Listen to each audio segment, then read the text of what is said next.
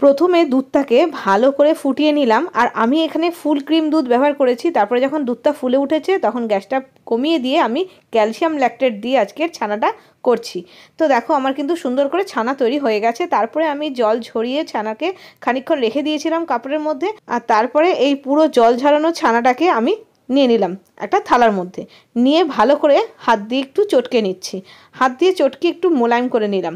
আর এদিকে আমি কি করেছি, কড়াইয়ের মধ্যে আমি খানিকটা পাটালি গুড় দিয়ে দিয়েছি। আর কড়াইয়ের মধ্যে একটু জল, কড়াইটা ধুয়ে নিয়েছিলাম তো জলটা লাগানো ছিল, সেভাবেই আমি দিয়ে দিলাম পাটালি গুড়। পাটালি গুড়টাকে নাড়াতে নাড়াতে দেখো পুরোটা প্রায় লিকুইড ফর্মে এসে গেছে। তো দেখো পাটালি গুড়টা নাড়াতে নাড়াতে পুরো লিকুইড ফর্মে এসে গেছে।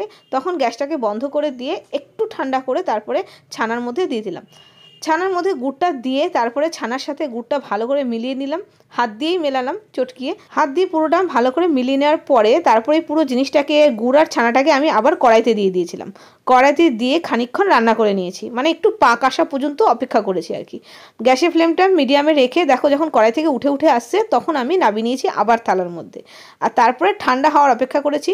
যখন ভালো করে ঠান্ডা হয়ে গেছে তখন হাতের মধ্যে একটু ঘি বা তেল মাখিয়ে নিয়ে এরকম প্যাড়া মতন বানিয়ে নিচ্ছি। এই ছানার প্যাড়া খেয়ে দেখো ভীষণ সুস্বাদু হয় খেতে। আর বানানোও দেখলে কতটা সহজ, খুবই সহজ। যারা একেবারে রান্না করতে পারো না তারাও কিন্তু এই ছানার প্যাড়া বানাতে পারবে। আর এটা আমি গুড় দিয়ে বানালাম, তোমরা গুড় না হলে চিনি দিয়েও বানাতে পারো। এখন যেহেতু গুড়ের সিজন সেই জন্য গুড় দিয়ে দিলাম, আর ওপর থেকে একটু কাজু ভেঙে দিয়ে দিলাম।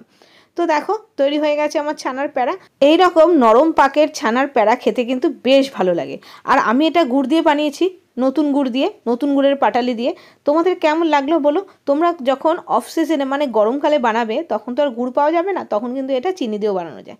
তো দেখো কেমন লাগলো বলো। আজকে এই পর্যন্তই, বাই বাই।